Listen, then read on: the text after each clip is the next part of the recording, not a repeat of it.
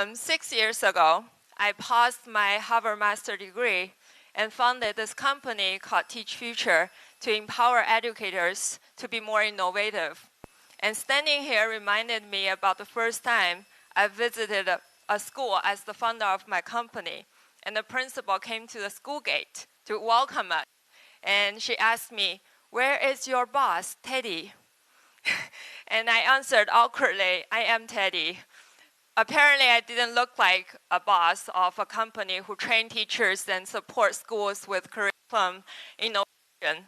And after 6 years of hard working, we got several rounds of investment. We trained thousands of teachers with new pedagogies, and we supported hundreds of schools with curriculum development. And we even extended to families to help parents guide kids. But I wasn't a good student myself when I was little. I couldn't sit still in the class, and I hate memorizing essays, especially the Chinese ones. And that's really the reason I proposed to my parents that I want to go abroad. So I thought I don't need to memorizing any more Chinese. I was in this special middle school program, and we're all in this talented program, and each of us has a music, arts, performance art, and program. And not only me, all my classmates pay little attention to academic. And I didn't know what school means, and I didn't care about my grades or rankings. And the turning point is that one day, my grade 8 English teacher started yelling at us, saying that none of you will go to a high school and you will regret. I don't remember why she was so angry, and I don't even remember her name now, but I do feel the anger, and I believe that she said many bad words. And that's my wake-up. But not as you may predict it. I wasn't like, oh, I really need to work hard now. I was like, who told you I can't? And that's the 15 years old mindset. So I started to study really, really hard, and I did. Graduated as the best student in my class and went to one of the best high school in my city, and that's my turning point in my life. And the takeaway here is that if for a student to be successful, we need to guide them to find the agency of learning inside of them. The outside force should spark that agency, but not pushing it. So all we do is try to set our students outside the box, that we put boundaries, standards, that perfect box we gave them. We try to give right and wrong answers and definitions all the time. So I studied biochemistry in my university. I used to think that education is the most boring and tiring work to do because you have to repeat, and repeat. But now I think that medicine may cure people physically, but education cures people inside and out. When we talk about the innovative education, we always talk about how we train our students and kids with creativity, how we train them with core competencies. But I realized that the group that need to be trained are the adults, the parents and teachers, and the societies. It's us always try to give them standards. This is the right way you should go. This is that and that. But they know what to do, and we need to be patient and give them time to find that direction by themselves, to guide them. So I have 3 suggestions to share with you all. One is allow questions. Questions means thinkings and activity.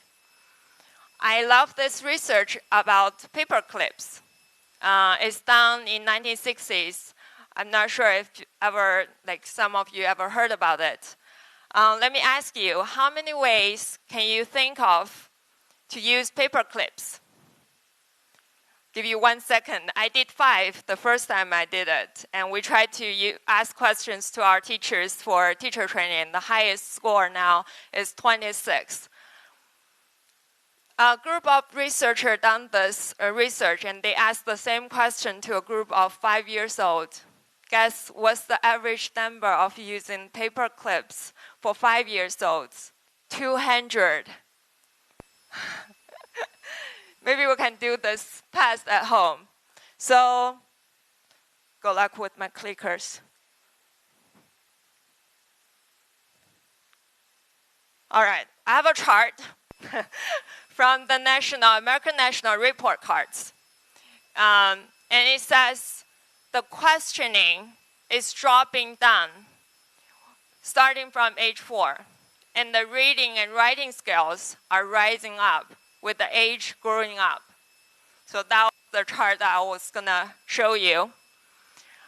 So next time when we hear a question from a student, maybe we could try ask them, what do you think? Or let's try together. Maybe we could find something new. And maybe there is no right answer to every question. And second is, my second suggestion is that we should give learning a meaning. Our school taught kids to find the answer and solution to every question. But maybe there's no certain right answer and wrong. And maybe there are many other ways. In this education trend, we encourage educators to have authenticity in learning. And I received a message from a math teacher, high school math teacher, saying that, Teddy, I couldn't find authenticity in the high school math questions. That's the chart, and that's the equations and questions. And he said to me, I couldn't find any authenticity from these questions. I couldn't either. But I saw Mulan's a senior project, maybe you could help us. So I calmed him down and said, maybe the thinking routines behind these equations and questions can apply to authenticity to our students. We don't have to push every equation into a project, but we own our students a meaning of learning. So if we have the opportunity, gave them a real life problem, gave them a real world questions to solve, like BASIS is doing. When we set the stage, I think the most fantastic speakers today are those students, and they did great. So when we set the stage for them, they find the meaning, they will explore themselves, and they will find their way. And last, set them free. Don't give right and wrong, don't give the box, don't set the box, and don't tell them what to do. Guide them and do with them, grow with them. Angelina Jolie once said that if you don't get out of the box you've been raised in, you will never know how bigger the world can be. I believe that our kids come to the world to give us a new pair of eyes to see the world. And we see the world with fresh lenses. So I hope that we can grow with our students, grow with our kids, slowly, widely, the box. Thank you.